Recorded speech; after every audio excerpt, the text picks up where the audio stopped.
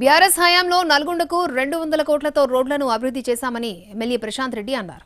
తనపై ఉన్న కోపంతో నియోజకవర్గానికి ₹2 కూడా అప్పుడు ప్రభుత్వం ఇవ్వలేదని కౌంటర్ ఇచ్చారు కోమటిరెడ్డి వెంకటరెడ్డి.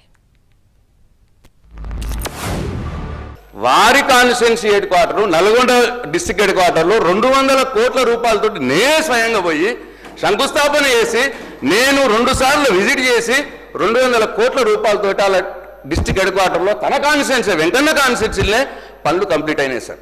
200 crores తోటి సార్. ఇక పనులు కాలేవు, నేను రిపేర్ చేసిన గుంతనే వేయలేదు ప్రశాంత్ రెడ్డి అని నా క్యారెక్టర్ని అసోసినేట్ చేస్తే ఎట్లా సార్? అన్యాయం కదా సార్ ఇది.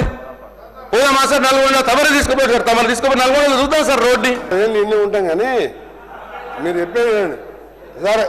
సార్ ఫస్ట్ క్వశ్చన్ సార్, ఎందుకంటే ఫస్ట్ కండెమ్ చేయాలి.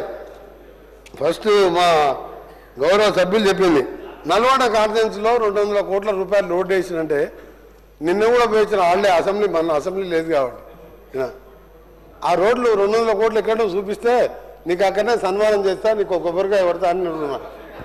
నాకు ఆడితే 200 వచ్చి ₹2 ఇవ్వలేదు సార్. నా మీద కోపంతో హౌజ్లోకి నన్ను డిస్క్వాలిఫై చేసి నువ్వు గట్టి కడితే ఇల్లు కడతలేవంటే నన్ను ఎంత కూర్చున్నా సంపత్ కుమార్ని ఇద్దరిని తీసుకుపోయి పోతే మీ హైకోర్టు సుప్రీంకోర్టులో తీసేది సార్. ₹1 ఇవ్వలే నా కాన్స్టిట్యున్సీకి. అప్పుడు కిరణ్ కుమార్ రెడ్డి ఏమన్నాడో తెలంగాణకు ₹1 ఇవ్వనన్నట్టు కోమటిరెడ్డి వెంకరెడ్డి తెలంగాణ కొట్టాడు కాబట్టి ₹1 ఇవ్వాలన్నాడు. ₹1 200 కోట్లు. నీ వెనక పడతా బాబు, అబద్ధాలు ఆడితే కూడా దానికి లెక్క ఉండాలి.